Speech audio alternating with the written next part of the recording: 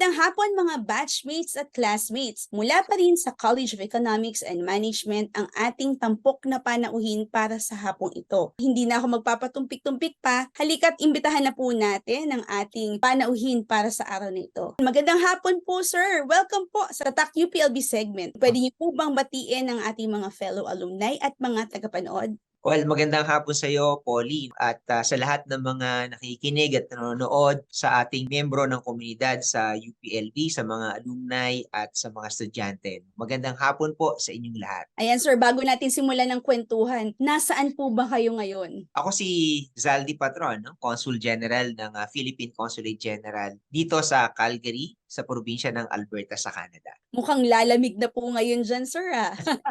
So, Oo, nagsisimula na. nagsisimula na po ba? Naku po. Ingat po kayo dyan, lalo na sa snowstorm. So ngayon sir, umpisahan natin ang ating kwentuhan. Ang una ko pong tanong ay ito. Dahil bago-bago pa lang, ay alam po namin, kasama po kayo sa na-awardan ng ating UP Alumni Association. Kayo po ay na-awardan na po ng iba't ibang awards from different institutions. Para po sa inyo, ano po ba yung pinaka-memorable na award at bakit? Polly, una-una gusto ko muna magpasalamat sa iyo sa pagkakataon na binigay mo sa akin para makasama o ma-interview dito sa Tatak UPLB. Doon naman sa tanong mo, if I can name a few, syempre para sa akin, pinaka-cherished among those many recognitions and awards, yung Gawad Mabini Award, because that is the highest award in the Philippine Foreign Service where I have been working for the last 27 years. So dito na ako nag-establish ng career being a diplomat. So I received nitong 2022, although 2023 ko nakuha in a ceremony. Yung 2022, Gawad Mabini, Dakilang Kamano. Itong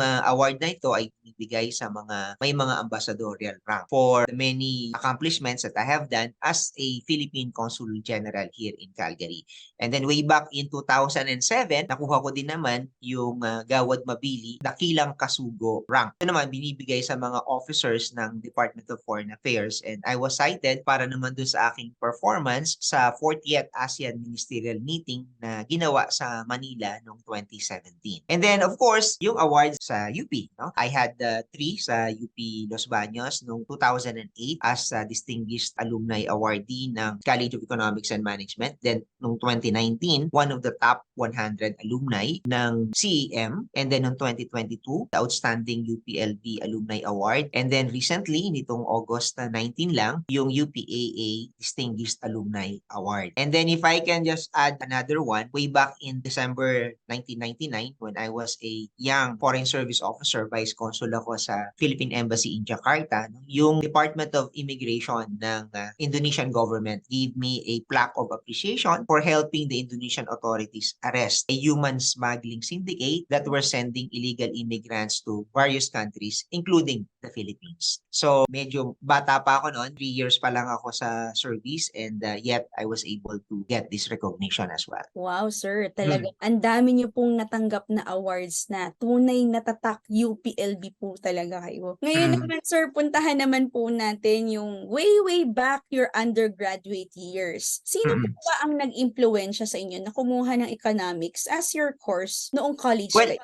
unang-una I entered UP Los Baños as an agri student noong 1986, And then medyo I found BS Economics as very attractive at that time because that was the first year that it was offered in UP Los Baños. So I thought of switching or transferring to that course. So wala naman talagang nagsabi sa akin na mag-shift ka na lang. It was really my personal decision to shift, And ako na yung naging interesado doon sa course. Yun pong time po ba na yun? Saan niyo po siya nakita? Nabasa niyo po ba? May mga flyers po ba noon na meron ng course na ino-offer na economics before? Kaya niyo po kita? Well, nalaman ko na lang siya na first year siya na i-introduce sa UPLB when I was already a student. Kasi when I was syempre accomplishing the UPCAT form when I was in fourth Pinapay. year high school, nakalagay lang yung mga courses pero I didn't know kung ano yung pinakabago at the time. Of course, may mga first choice ako, may second choice, and I was fortunate na makapasok sa UP Los Baños. And then when I was already in, that's when I found out na first year lang pala na in-introduce ang BS Economics noong 1986, no? So I shifted in 1987. Fortunately, nakasama naman ako doon sa mga gumraduate na 1986 batch, no? Although may mga nag-shift na rin kasi from 1985, kasama na doon ang ating mahal na Chancellor, si Chancellor Don Camacho, na naging kaklase ko din sa mga ibang subjects ko sa economics. Although 85 nga sila, so nag-shift din sila. Mas nauna silang nakagraduate, I think. And then kami na, yung 1986. Nakakatuwa rin naman yung kwento nyo. So ngayon naman sir, ano po ba yung natutunan nyo sa UPLB? Most especially sa SEM, na malaki na itulong sa inyong career. Given na, yun nga po, nag-transfer kayo from agri to economics. Syempre, meron po bang pagsisisi? Or natutuwa naman ba kayo dahil nagagamit nyo siya ngayon? Una-una, malaking pasalamat ko, no, sa experience ko sa UP Los Baños. No? Siyempre, tatak UP in general, hindi lang sa UPLB, no, will get you to places. It will be a passport for us to open doors of opportunity. No? At marami yan, being a graduate of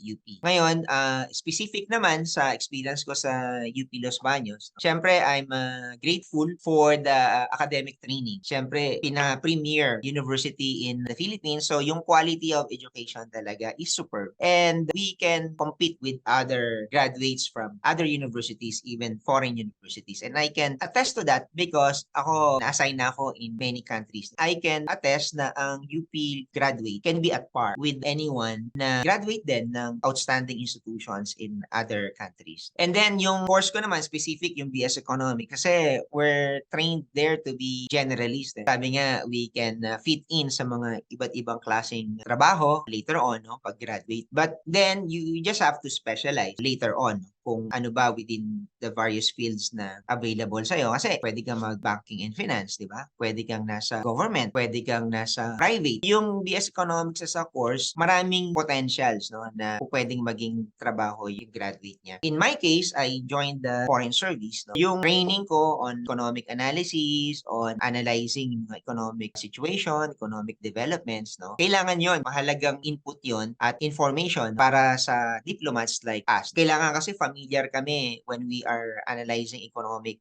situation in the countries where we are in. Kasi pinag-aaralan namin how do we promote trade and investments, for example. And then, on the other hand, kailangan familiar din kami on what's happening sa countries natin. Ano ba yung mga sector na we can promote and encourage foreign investors to take interest in. No? So, right now, ngayon, meron akong delegation from the Department of Energy na darating dito actually simula mamayang hapon because they will be attending the 24th World Petroleum Congress na dito gagawin sa Calgary. Nag-arrange kami ng mga meetings nila with the various private companies in the energy sector here in Alberta because we'd like the Alberta companies to look into the potential of investing in the Philippines in our oil and gas industry. At tayo, may interest din tayo to learn technologies from Alberta on carbon capture, storage, and utilization, for example, at saka yung hydrogen energy. Now, ito economics lahat ito. But yung foundation ko and my interest on economics started with my education in UP Los Baños na hanggang ngayon, na-i-apply ko pa. So, siguro yun yung concrete na example ng importance ng academic background, how you apply it later on in your work. Yan, talagang naging swak talaga, sir, no? Talagang nagamit nyo lahat ng napag-aralan nyo during your undergraduate years dito sa inyong trabaho po ngayon. Sir, maisingit ko lang po, nabanggit nyo kasi kanina, marami na kayong napuntahang bansa. Meron po ba kayong favorite na bansa na pinagstayan?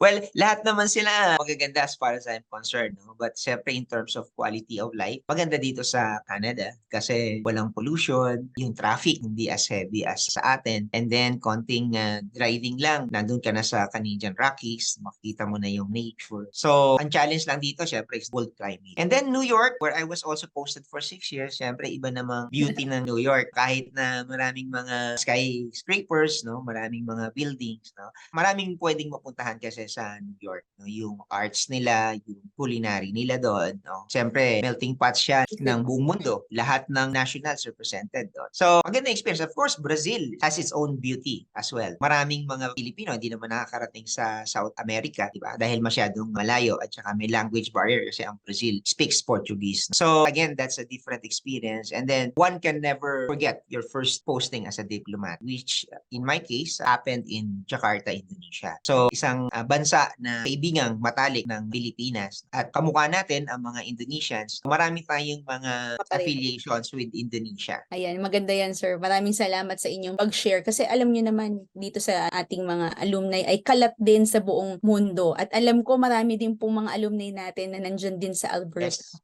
Shout out po sa ating mga fellow alumni dyan. Ngayon naman, sir, dahil kakaumpisa lang po ng freshman dito sa UPLB, kasi nga August po ang ating start ng klase, ano po ba yung mga pwede niyong maibigay na practical tips na may advise niyo po sa kanila para ma-survive po nila ang kanilang LB life? Una-una, gusto ko silang i-congratulate for making it in UP. So, that's the first step. And the fact na nakapasok sila, that means they have the brain to survive UP. Given na yon, na meron kang potential, meron kang knowledge. I think challenge lang for those na, in my experience there, na mga hindi nakakatapos, it's because of the lack of focus and discipline. Ang may papayo ko sa mga bagong scholar ng bayan ay sana magkaroon sila ng focus at discipline sa kanilang pag-aaral. Kasi there can be a lot of distractions. So, kailangan marunong sila mag-manage ng time nila. At syempre sa UP, you're not just there para sa akin for the academic training. Kailangan para sa akin, may experience din nila how to be involved in the various activities in the university. I suggest that they take into consideration joining student organizations because these organizations will provide them the experience on leadership. So, it is a good training ground. Very active kasi ang mga student organizations sa UP Los Baños, maraming ginagawa na mga projects, mga activities. These will all help in developing their skills in leadership na hindi mo may experience kung estudyante ka lang na nasa dorm ka, tapos pasok ka lang sa classroom, nag-aaral ka lang. Of course, that is important. Pero iba yung kasama ka sa isang organization at kasama ka sa pag-implement ng mga projects at nag-a-assume ka ng responsibility. Yung mga skills na matututunan mo doon at yung mga experience will serve them well kapag nakagraduate na sila at nagtrabaho sila sa mga companies or sa mga government organizations or sa mga non-government organizations as well. And then, syempre, ang training natin sa UP Los Baños and sa UP in general is also to be critical of what's happening not only in the university but outside university because we are being trained and groomed and being developed to become leaders of our country. So, sana maging involved din sila sa mga social issues. Also, try to contribute within whatever means that are available to them to the resolution of issues within the campus and also kung kaya pa, kahit na yung mga issues na outside the campus for the betterment of our university, of our country, and our community. Maganda po yung nabanggit nyo, sir. So, ano po ba yung org nyo dito sa university noon, nung estudyante kayo? I'm a member and I continue to be active sa UP Epsilon Chi fraternity. And I'm thankful to my fraternity because last August 12, we had our 50th anniversary celebration and I was also recognized as the distinguished alumnus of our fraternity on our 50th anniversary. So that was also a great honor for me to be a recipient of that recognition. It was given for the first time and the award is named after our first head of organization, yung aming first Grand Regent, si June Custodio. So it is June Custodio Distinguished Alumnus Award. And I continue to visit UP Los Baños and whenever I'm there, I was just there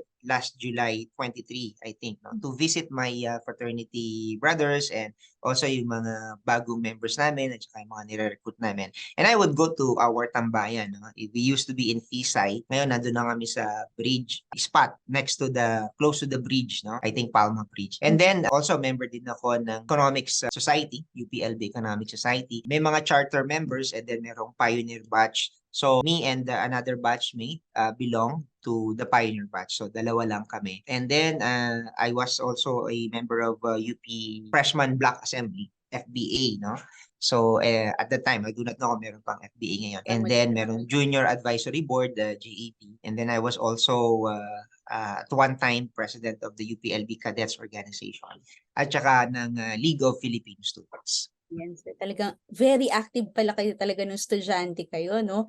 Kasi ang dami niyo pong nabanggit na pero hindi niyo napabayaan ang inyong ACADS. I bet. Yan po yung dapat ma-remind sa ating mga estudyante. Yeah, despite all of those activities, I was fortunate kasi natapos ko pa rin in 4 years yung aking pag-aaral. So, natapos ako ng 1990, so I entered 1986. So, that was really my goal, to finish kasi kailangan ko rin magtrabaho to help my parents. So, kahit na meron akong active na extracurricular activities saka social life, tama ka, hindi ko pinabayaan yung aking academics. Maganda yan, sir. Talagang patunay na kaya yung i-balance.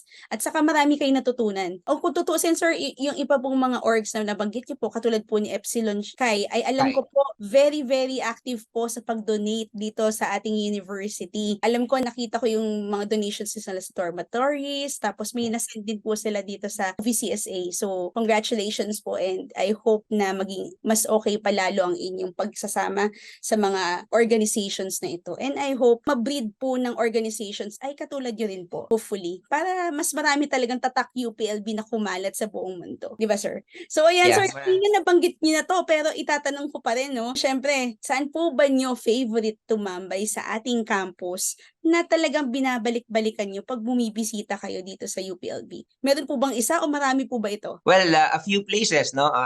Nabanggit ko nga, noong July 23, I was just there. Kasi nung nag-receive ako nung Gawad Mabini Dakilang Kamanong Award, then nung weekend, Saturday, after that, I took time to visit UP Los Baños kasi the last time I was there, I think was 2018, before my posting here in Canada. So, syempre, pinuntahan ko yung tambayan namin sa Epsilon Chi at kasama ko yung isa kong Brad na nag-ikot sa akin. And then, pumunta ako dun sa gazebo ng College of Economics and Management kasi yung gazebo doon was our project. So, nasa New York ako when I was coordinating at the time with college secretaries, ang ating ngayong chancellor, si mahal na chancellor, si Dong Camacho, at the time college secretary siya.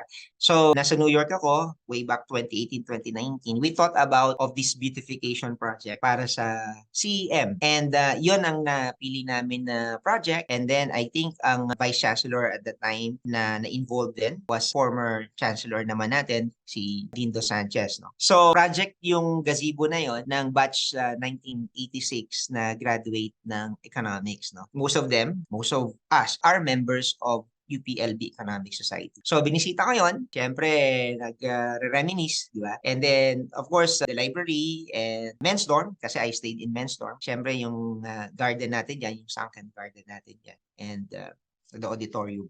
So, yun yung mga places na nag-stick sa akin. Iba kasi yung graduate ng UP Los Baños, I think we've heard it from a lot, no? Na pag-graduate ka ng UP Los Baños, ang community kasi natin dyan is much closer than the community in other campuses, no? Dahil nagdo-dorm tayo, so we see each other in the morning until nighttime, di ba?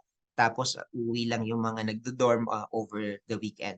So yung sense of attachment ng mga UPLB students is stronger. Kaya naman yung mga graduates na katulad ko, kahit na matagal ng graduate, whenever we are in the Philippines at meron kaming time to visit, we do take time para makita yung campus natin. At syempre, natutuwa tayo na dumadami yung estudyante ng UP Los Baños, and there's always that hope na sana yung mga facilities na natin will continue to improve. Yan, sir. Maraming salamat po sa inyong nabahagi ngayon sa amin.